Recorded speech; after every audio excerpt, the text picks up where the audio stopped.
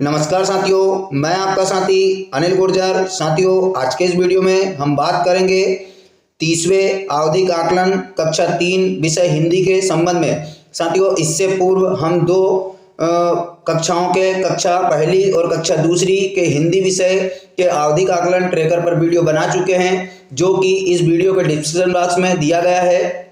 साथियों, आशा है कि अगर आपको वीडियो अच्छा लगे तो साथियों आप चैनल को सब्सक्राइब जरूर कीजिएगा, जिन शिक्षक साथियों ने नहीं किए हैं, क्योंकि एफएलएन संबंधी समस्त जानकारी मेरे इसी चैनल के माध्यम से आप लोगों तक पहुंचाने का प्रयास किया जाता है। साथियों, आज के इस वीडियो में आपको देखने के बाद कहीं किसी और से कक्षा 3 का हिंदी विषय के ट्रैकर के संबंध में प्रश्न पूछने की आवश्यकता नहीं होगी।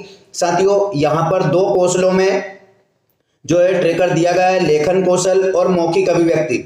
अब लेखन कौशल जो है, इसमें 5 प्रश्नों के माध्यम से प्रश्न पूछे गए हैं और मौखिक अभिव्यक्ति में भी 3 जो है एलोस 3 आयामों के आधार पर प्रश्न पूछे गए। अब हम चलते हैं पहले तो कि इसके नियम क्या होंगे, किस नियम के आधार पर हमें नहीं कर पाता है, सहयोग से कर पाता है, स्वयं से कर पाता है, हमें टिक करना है, तो उसके नियमों को जानना अति आवश्यक है। तो साथियों, ये जो आप देख रहे हैं ये है कक्षा 3 के 30वें आवधिक आकलन के प्रश्न और आंसर, जिनके आधार पर हमें ट्रैकर भरना है। अभी हम बात करते हैं नियमों की। तो साथियों, यहाँ पर देख रहे हैं एलो से संबंधित प्रश्न। अगर 2 प्रश्न आते हैं तो किस प्रकार नियम रहेंगे, 3 आते हैं तो किस प्रकार रहेंगे, 4 आते हैं तो किस प्रकार रहेंगे। तो साथियों, जैसे कि 2 प्रश्न हैं और वहां पर कुछ नहीं कर पाता, सहयोग से कर पाता है, स्वयं कर पाता है, हमें टिक करना है। तो देखेंगे आप नहीं कर पाता में, जब बच्चा एक भी प्रश्न नहीं कर पाता है तब उसको नहीं कर पाता में करेंगे। दूसरा, एक प्रश्न सही हल कर पाता है। तो साथियों, ये सारी चीजें आपको मेरे ग्रुप के माध्यम से उपलब्ध हो जाएगी।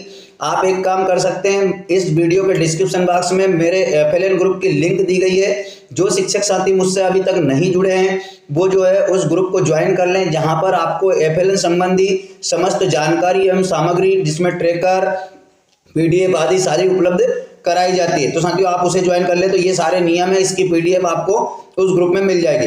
वीडियो लंबा ना हो इसके लिए हम इस पर ज्यादा चर्चा नहीं करेंगे। अब हम आपको पुनः लिए चलते हैं, जैसे कि क्या करना है। तो साथियों, हम पुनः आ गए हैं ट्रैकर पे, जिसमें पहला जो प्रश्न है उसके आधार पर किस प्रकार से प्रश्न दिए गए हैं। तो ये जो देख रहे हैं 30वां सप्ताह 30 दिवस 1 आवधिक आकलन भाग 1 लिखित। हमने देखा था कि लिखित में 5 प्रश्नों के आधार पर पूरी जानकारी ली जाएगी। तो जिसमें पहला प्रश्न है, अपनी पसंद का चित्र बनाओ और उसके बारे में 5 वाक्य लिखिए। अब साथियों, मान लीजिए बच्चा चित्र बनाता है और यहाँ पर 5 वाक्य लिखता है, तो उसको हम स्वयं से कर पाता है पर टिक करेंगे।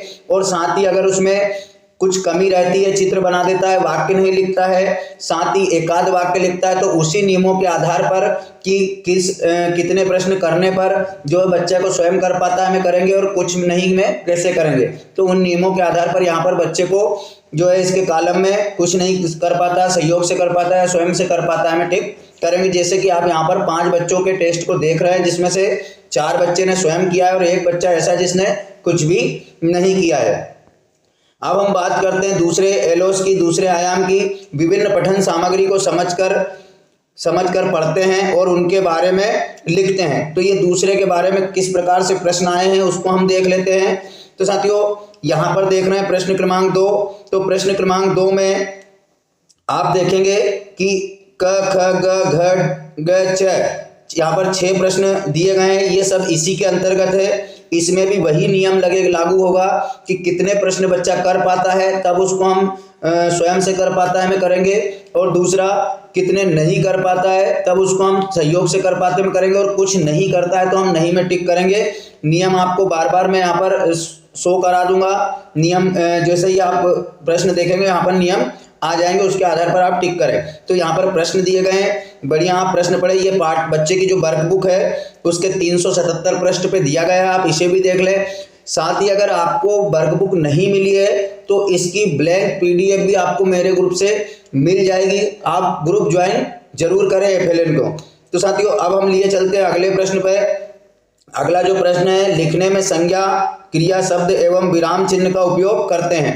इन विराम चिन्हों से, संज्ञाओं से लेकर के प्रश्न है, तो वो कौन सा प्रश्न है साथियों। आप यहाँ पर देख रहे हैं प्रश्न क्रमांक 3। प्रश्न क्रमांक 3 में दिया है निम्नलिखित शब्दों के दो दो समान ध्वनि वाले शब्द लिखिए। तो इसमें क ख ग घ च छ ज, इस प्रकार से 7 प्रश्न यहाँ पर दिए गए हैं। इन 7 प्रश्नों से बच्चों के आकलन करना है जो प्रश्न क्रमांक आयाम क्रमांक 3 के अंतर्गत है। इनमें भी उन्हीं नियमों के आधार पर बच्चा जितने कर पाता है, तो आप सब जो है जानते हैं स्वयं कर पाता है या सहयोग से कर पाता है में हम टिक करेंगे।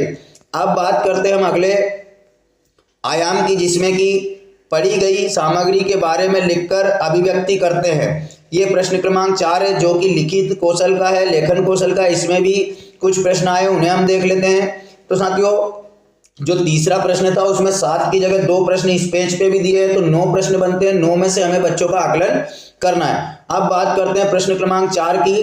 तो प्रश्न क्रमांक 4 में एक यहाँ पर गद्यांश दिया है, बच्चे उस गद्यांश को पढ़ेंगे और नीचे 2 प्रश्न दिए हैं। तो उन 2 प्रश्नों के आधार पर बच्चों का आकलन होगा। तो उन प्रश्नों के बच्चे इसी में से छांटकर उत्तर लिखेंगे।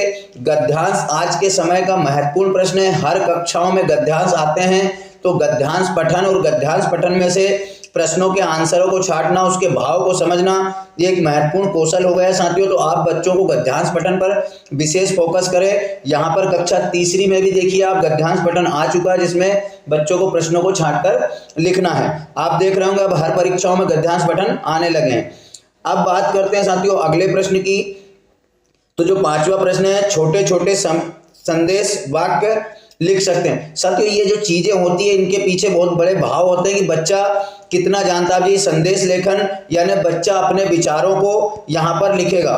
तो आप देखिए यहाँ पर प्रश्न दिया है, पर्यावरण बचाने हेतु अथवा जल की बचत के लिए एक संदेश लिखिए, अथवा शाला में खेल प्रतियोगिता हेतु एक सूचना बनाएं और तैयार करें। तो यहाँ पर बच्चों को लेखन कौशल में अपने भावों को व्यक्त करने के लिए इस विधा को लिया गया है, जिसमें बच्चे अपने मानसिक दिमाग में जो है उस विधा को रखते हैं और उसके ऊपर कुछ चीजें अपने लिखते हैं। जैसे यहाँ पर सूचना लिखी गई है खेल प्रतियोगिता को लेकर के, किस प्रकार शाला में खेल प्रतियोगिता होती है, और इसीलिए यहाँ पर साथियों एक्टिविटी आधारित जो है गतिविधियां पर विशेष बात कही गई है।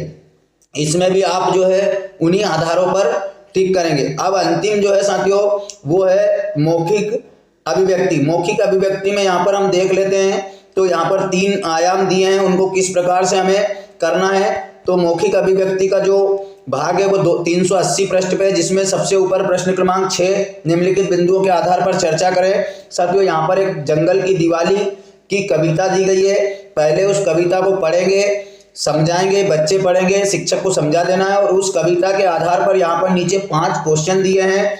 उन क्वेश्चनों के आधार बच्चे मौखिक तौर पे बताएंगे, यहाँ पर लिखवाना नहीं है। ये सारी चीजें गतिविधियां मौखिक है साथियों।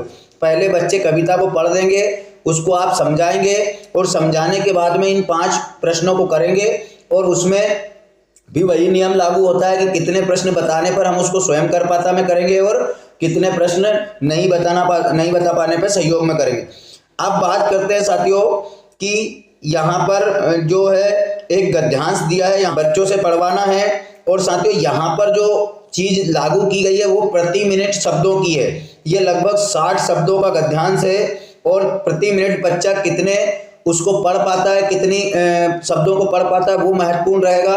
तो ये भी मौखिक है। आप मिनट लगा करके, स्टॉपवॉच लगा करके प्रत्येक बच्चे से इस गद्यांश को पढ़वाए, और जो बच्चा जितनी जल्दी पढ़ता है वो उसकी अगली रैंक में जाएगा। इसी प्रकार अंत में जो है इसी से आधारित 2 प्रश्न हैं, उन प्रश्नों को पूछना है और उन प्रश्नों के मौखिक जवाब लेना है। तो वो आयाम नंबर मौखिक के तीसरे में जाएगा और ये आयाम नंबर 2 में जाएगा।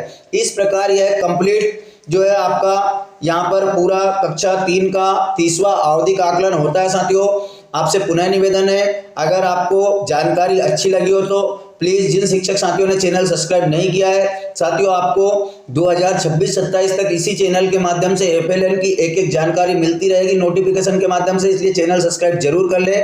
और जिन शिक्षक साथियों ने अभी तक मेरा ग्रुप ज्वाइन नहीं किया वो ग्रुप ज्वाइन कर ले, ताकि वहां से उनको पूरी सामग्री मिलती रहे।